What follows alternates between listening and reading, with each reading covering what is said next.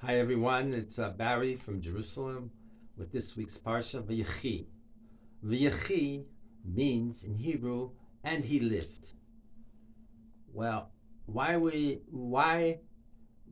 we talking about and he lived? Well, this was the patriarch, the third patriarch in the string of the chazaka between Avram, Yitzchak, and Yaakov. Yaakov, who became Israel. Now, Israel is at his deathbed and he comes to bless his sons. What's going on here? He needs to make sure that the future of the Jewish people is intact. Chazal tell us that he is the flame, he is the fire of the Jewish people. Chazal and Kutei Ma'aran mentioned him the torch, and Joseph, who they sold to slavery, the brothers, was the candle. So the candle was able to keep the light alive even in a place where there's no Torah, a place surrounded by idols.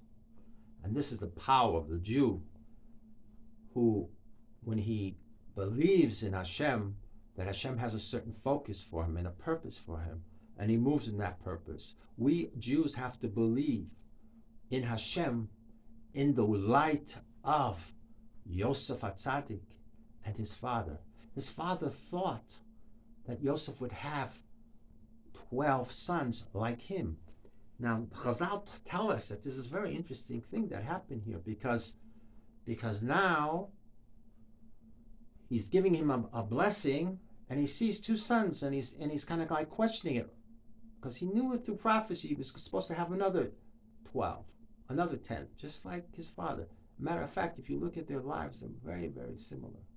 But we have this dichotomy and this parallel thing between Esav and Yaakov, who came from Esav and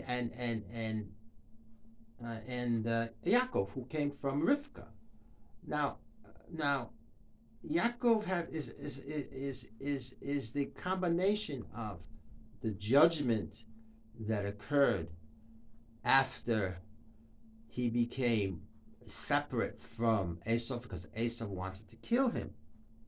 So now this is like a correction.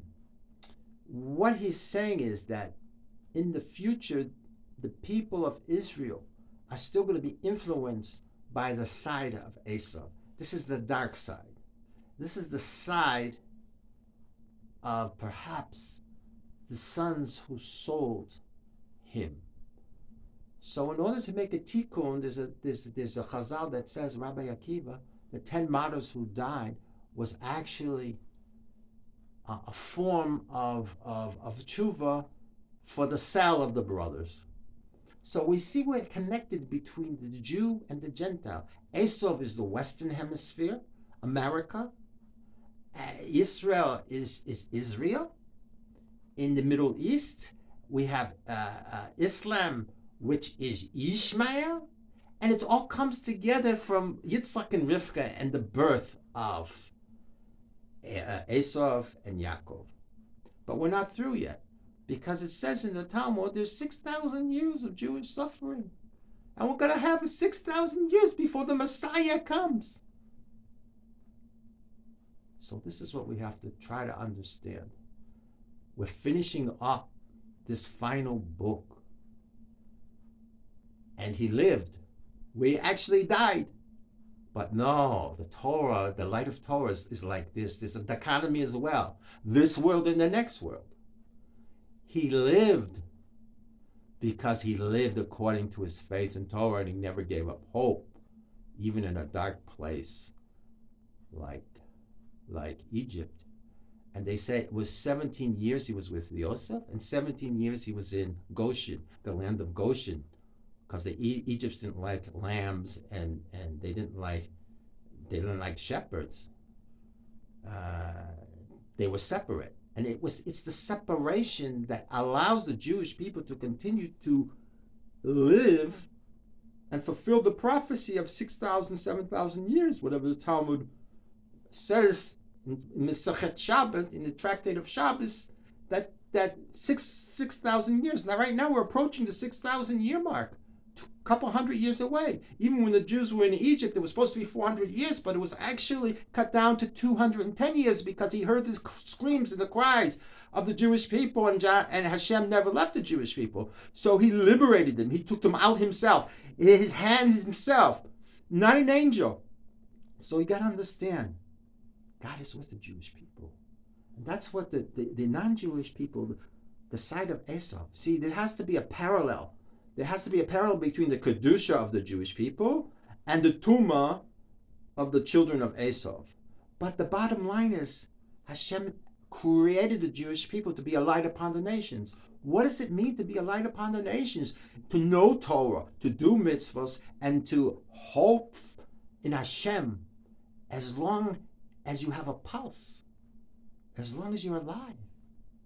To never give up faith and hope, and let your Yetzer Hara, that inclination that sends you off to do something else. He could have been sent off. He was alone, but he held on to the image of his father. He saw the image of his son. So he lived. Vayechi, he lived. So why do we say, Vayechi, he lived? He is living. He's living now. I'm living proof. I'm living in the land of Israel, just like Yaakov. Just like Yosef. You know, Yosef didn't get there. Only Yaakov got there. Moses didn't get here. Moshe Rabbeinu didn't get here. But we Jews, 50% of the Jews are now approaching Israel. So there's something miraculous happening.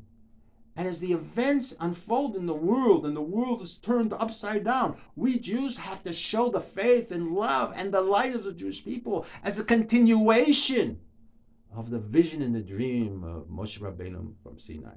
So as we finish this last book of the Torah, you have to understand one thing. We're going to be around.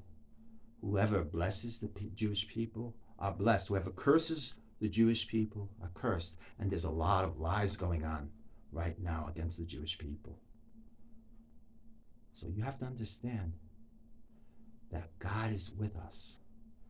And we're here for you. We were to be a light upon the nations. And that's why I wrote this book, Dodging with the Devil, on Amazon. You want to read about it? I talk all about these things. This is what the purpose of these videos are. You want to buy it?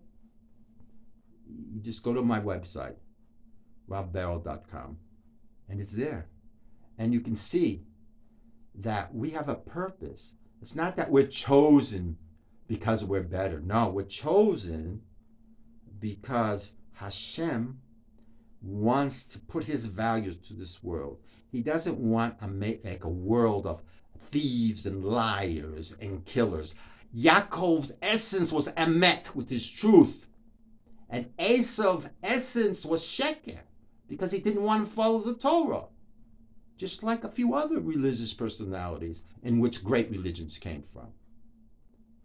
So I'm just telling you, I'm just explaining to you my limited understanding, because I don't have any understanding of what the great rabbis have. You know, I'm not even, I was in rabbinical school. I'm still trying to finish it up, but I haven't even finished it up. But I don't know anything compared to them. But what I do know is, with faith and hope, you can move, you can change the world. That the individual, like Yosef HaSadik, the righteous Yosef and his father, were changing the world and continue in their memory and their purpose in their own small lives, created the biggest influence this world has ever come. As long as there's Jews in the world has a certain glow, has a certain light. But once the Jews leave this world, the world falls into great darkness. Yaakov was the darkness of the world. He was the exile. He was on the run his whole life. V'yechi, but he lives. He lives now in the light and the purpose of Torah, the Torah of Moshe Rabbeinu, what he wants to succeed in giving to the Jewish people as they form the nation, rebirth the nation in the land of Israel. 1948, become a state, even though they were told to go 2,000 years before that. And they came in the Romans, which is the influence of Esau, the brother of Yaakov. Esau is Rome. America is Rome. So we have to understand what's happening here. The Jews have a certain understanding and an opening as to how the things are unfolding in the world. And whoever is with the Jews will be blessed. And this is really the purpose why I wrote my book, because I want to help everybody, the Jew and the non-Jew. I fear nothing from what I understand what Hashem wants me to achieve in this world. So this first book is finished now. Now we're coming to the Exodus, the part where the Jewish people are enslaved in Egypt. But we have to tell the story of Yaakov, who became Yisrael, and his struggle. Yisrael means, in Hebrew, he struggled with God. He struggled with the angel of his brother before he went to meet him with 400 generals. He's called Yisrael.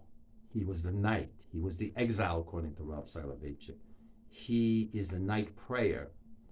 But what his prayer was is that we have a future of light, a future of understanding that when we have, as Jewish people, when we bring Kedusha to our tables by keeping the Shabbos, by keeping the Brit Milah, by keeping Nidah, by keeping all those things with the Gemara, the Talmud talks about, then we become a light to ourselves. And only can we become a light to the nations after we become a light to ourselves.